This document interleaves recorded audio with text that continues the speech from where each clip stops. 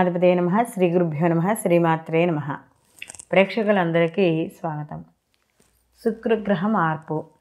ఈ శుక్రుడు ఉచ్చస్థితిలోకి మార్పు చెందడం అనేది జరుగుతుంది. అంటే తన ఉచ్చస్థానమైన మీనరాశిలోకి ఈయన మార్పు చెందుతున్నాడు. ఎప్పుడు మార్పు చెందుతున్నాడు అంటే జనవరి 28 నుండి ఫిబ్రవరి 28 వరకు కూడా ఈయన ఈ మీనరాశిలో సంచారం చేయడం అనేది జరుగుతుంది. సహజంగా శుక్రుడు అనేటప్పటికీ అందరికీ కూడా కొన్ని అంటే కంఫర్ట్ జోన్ అనేది అనుకుంటారంటే ఒక లగ్జరీ లైఫ్, కొంత అనుకూలంగా ఉండడము, ఆయన బాగుంటే అంటే జాతకరీత్యా శుక్రుడు కానీ బాగుంటే వాళ్ళు సకల భోగాలు అనుభవిస్తారు. ఇలా మనకి అందరికీ తెలిసింది.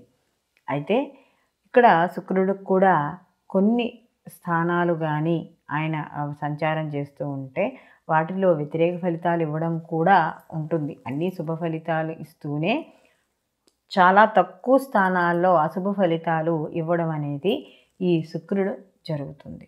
మరి ఇప్పుడు ఈ ద్వాదశ రాశుల వారికి ఈ శుక్రుడు ఉచ్చస్థానంలో ఉండడం వల్ల ఎటువంటి ఫలితాలు ఇస్తాడు అనే విషయాన్ని తెలుసుకుందాం. కర్కాటక రాశి వారికి కానీ శుక్రుడు చూసుకున్నప్పుడు చతుర్థ లాభాధిపతి. ఈ చతుర్థ లాభాధిపతి వచ్చి వీళ్ళకి నవమ స్థానంలో ఉండడం అనేది జరిగింది. ఎప్పుడైతే ఈ యొక్క నవమ స్థానంలో ఈ యొక్క సంచారం అనేది జరుగుతోందో సహజంగా శుక్రుడు నవమ స్థానంలో శుభ ఫలితాలనే ఇస్తాడు. అందులో ఉచ్చస్థితిలో ఉన్నాడు.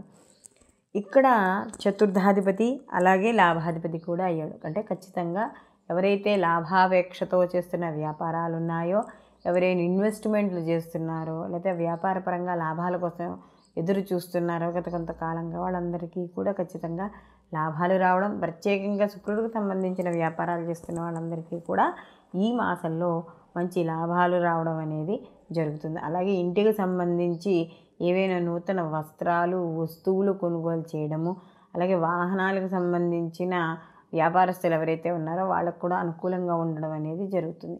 అలాగే దీంతో పాటుగా వాహనాలకు సంబంధించి ఏదైనా కొనుక్కోవాలి అనే ఉద్దేశం ఉన్న వాళ్ళకు కూడా ఈ మాసంలో ఇక్కడ అనుకూలంగా ఉండడం అనేది శుక్రుడి యొక్క స్థితిని బట్టి మనకి కనబడుతోంది.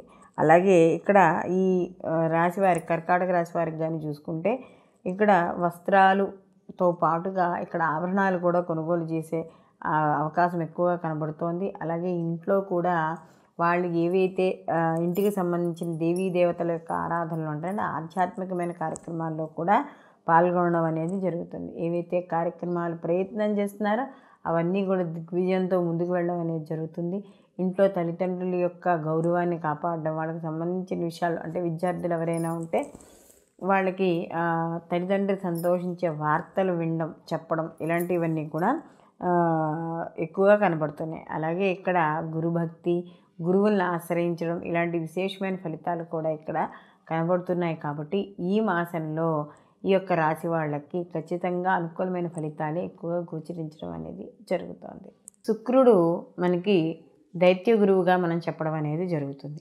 సహజంగా శుక్రుడు మన కారకత్వాలుగానే చూసుకుంటే సంగీతం, సాహిత్యం అంటే ఇప్పుడు అయ్యే కవులు, నృత్యము, లలిత కళలు ఇలా చెప్పుకుంటూ ఉంటాం కదా, అంటే పెయింటింగ్ ఇలాంటివి కూడా వీటికన్నింటికీ కూడా శుక్రుడు కారకుడు.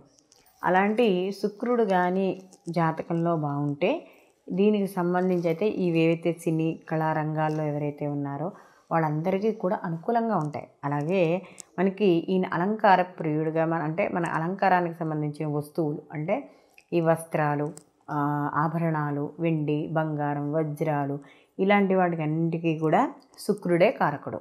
కాబట్టి ఇలాంటి వాళ్ళు ఎవరైనా వ్యాపారాలు చేస్తున్న వాళ్ళు కానీ వాళ్ళందరికీ కూడా చాలా అనుకూలంగా ఉండడం అనేది జరుగుతుంది. ముఖ్యంగా శుక్రుడు అంటే శుక్రుడికి సంబంధించిన వాళ్ళు ఆ నక్షత్రం కానీ, ఆ లగ్నం కానీ, ఆ రాశి కానీ సంబంధించిన వాళ్ళు ఎలా ఉంటారంటే సహజంగా మాట్లాడేటప్పుడు కూడా చాలా మృదుత్వంతో మాట్లాడడం, ఇతరుని ఆకర్షించేటట్టుగా ఉండడం, అంటే వాళ్ళ ప్రవర్తన కావచ్చు, వాళ్ళ మాట కావచ్చు, ఇతరులను ఎవరైతే ఉన్నారో వాళ్ళని ఆకర్షించే రకంగా ఉండడం అనేది జరుగుతుంది. దాంతో పాటుగా వీళ్ళకి పరిశుభ్రత అంటే ఎక్కడికి వెళ్ళినా కూడా నీట్గా ఉండడం, అంటే వీళ్ళు వెళ్ళిన చోటు కూడా నీట్గా ఉండాలి.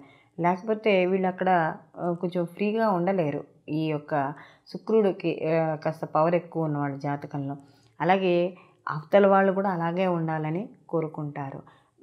పరిశుభ్రమైన వాతావరణాన్ని కోరుకోవడం అనేది జరుగుతుంది. అంటే వాళ్ళు ఎక్కువగా కూడా ఇంపార్టెన్స్ కూడా నీట్గా ఉండడానికి, అంటే ఎవరైనా కొంచెము బాగాలేకుండా వచ్చారనుకోండి, వాళ్ళు అక్కడ డైజెస్ట్ అవ్వడం అనేది చాలా కష్టంగా ఉంటుందన్నమాట.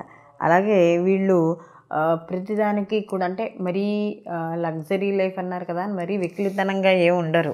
అంటే ఒక హుందాతనాన్ని కోరుకుంటారు, ఒక ప్రయారిటీ.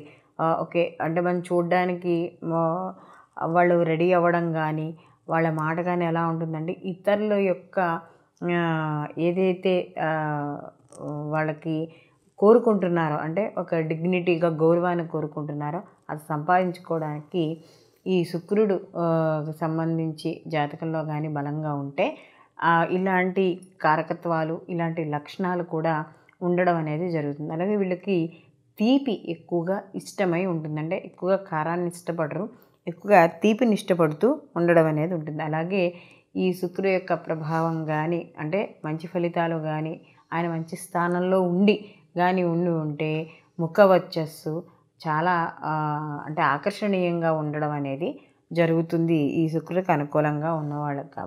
కాబట్టి ఇవన్నీ కూడా మనం ఒక అవగాహన కోసం మనం చెప్పుకుంటున్నవి.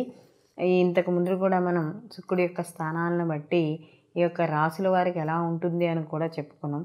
సహజంగా శుక్రుడు ఇచ్చేవన్నీ కూడా శుభ ఫలితాలే ఇస్తాడు. కానీ జాతక రీత్యా ఆయన ఉండే స్థానాన్ని బట్టి మాత్రమే మనకు వచ్చే శుభ ఫలితాలు అనేవి ఉండడం అనేది జరుగుతుంది. కాబట్టి ఇక్కడ ఈ నెల రోజుల సంచారము కూడా కొంతమందికి శుభవాల్ని, కొంతమందికి అశుభ ఫలితాలని ఇస్తున్నా కూడా దీనితో పాటుగా వ్యక్తిగతంగా అంటే జన్మ జాతకం కూడా పరిశీలనలోకి తీసుకోవడం అనేది ఉత్తమం.